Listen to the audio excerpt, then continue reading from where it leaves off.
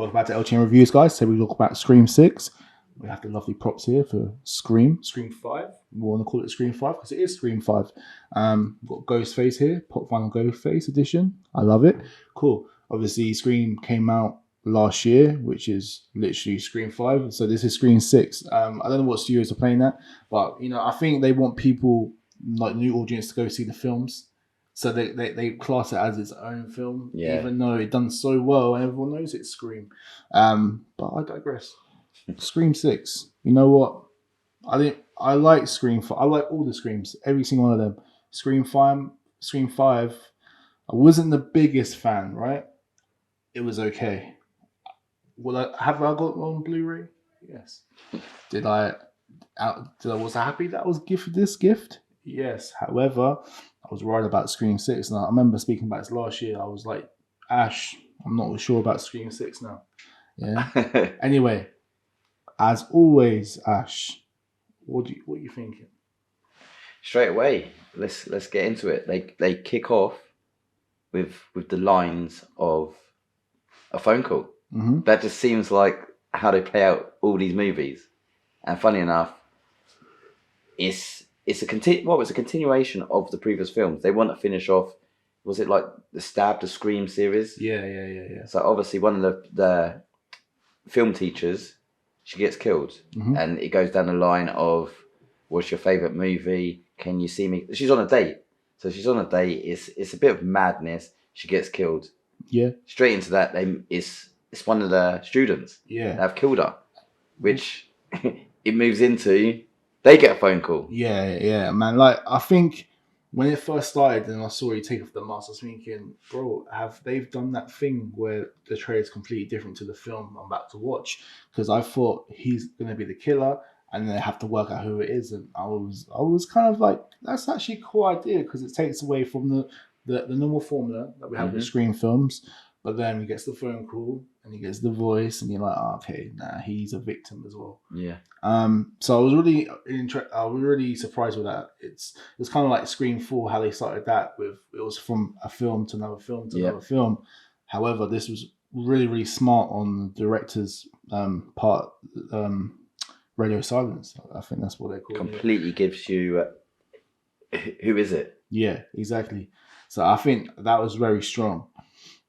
All in all, probably one of my favorite Scream films ever. No, obviously the first one, you can't beat that classic.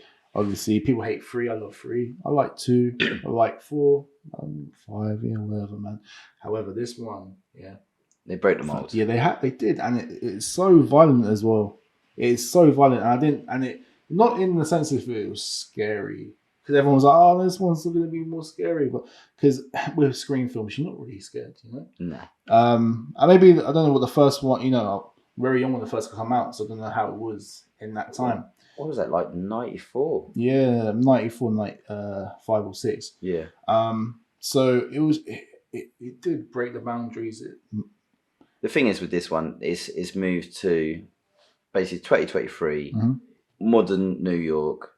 Ultimately, they had to do, like, the funniest thing, I'm watching this movie, and apart from the metro, I didn't even think of it being New York apart from them panning over the city. But just like you said, how violent the deaths were. Like, I can read quite a lot of movies. Yeah. This one was Russian roulette. Who is the killer? What's happening next? Yeah. Like, I would be like, it's got to be the guy she's dating in the apartment. It's got to be him. Yeah. Because he's got no plot. He's got no role. Yeah, no, trust me. Those characters that you're thinking, it could be him because we don't know much of him. And it could be Courtney Cox. They killed off the needless people. That's the kind of thing. They, like, Courtney Cox, like, until I saw her up close in one of it, I was like, damn, she old. Yeah, but the fight scene, she rolled back the years, mate. She did, bro. Like, she's Lexi's character, and obviously her face. Obviously, she's changed because she got older. But yeah, it's I don't know, man. Courtney Cox, she's needed in the film essentially, but she kind of not at the same time. However, you needed that either one Lexi character. Obviously, Nev Campbell didn't want to come back due to money issues, which I get. But again, she's not the main star. Yeah, it's moved. Even with the killers, it kind of made sense why they were going after Tara and Sam, because they're the new kids, and it kind of made sense.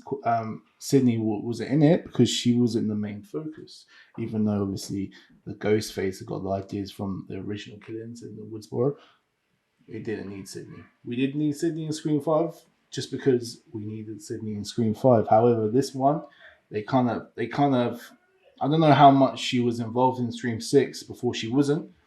So I don't know how much of the script had to be changed, but it looked like it didn't lose any quality, and it kind of made sense why the killers were going after the two sisters.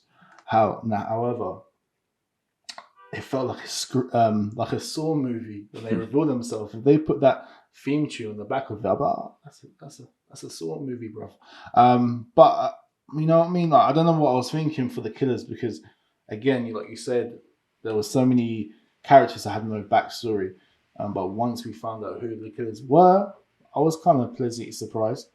But still, they're college kids. They can't be picking people up and fucking them up. Yeah, it's a weird one. But the question is, we do rate this as a top movie. Yeah, I got that. But obviously, it has its flaws. It has its flaws, but it is top tier. Are they going to stop here though? Because literally, I still feel like they're trying to move in a new direction. Yeah, got one more thing. Got one more up their sleeve, and that needs to either not have Sydney or have Sydney. It needs to tell the fans now, because it's the last one. But like I said, she wasn't in this film. But who would be the killer? Exactly. But I do think, like Sam, she's on the verge of snapping, so she could potentially be a new killer to do a whole new franchise that will stop it after 8. Yeah, all right, bro. Like, I'm all right with having one more. I don't know about, like I said this is like the last one, bruv. I liked 5. I didn't love 5, even though all the actors are good in it. Obviously, got Jenna Ortega. She's blowing up at the moment. She was fantastic. I even said that in moaning about Scream 6. I said Jenna Ortega was amazing and she should actually. I take it back. She shouldn't have been the main sister. Yeah. But her acting in Scream 5 was great, and obviously everyone knows they love Jenna Ortega at the moment. So I get it, but yeah, it's a hard one, bro. Like, I love the film, and if I had one more to complete it, I kind of want 8, but I need to see 7 first before I can say I don't want 8. But if I see 7's hard, I want 8, bro. It's a weird one. We want more. Yeah, we want more. Paramount, obviously, Paramount on a good wave of good films in a minute. So well done to them.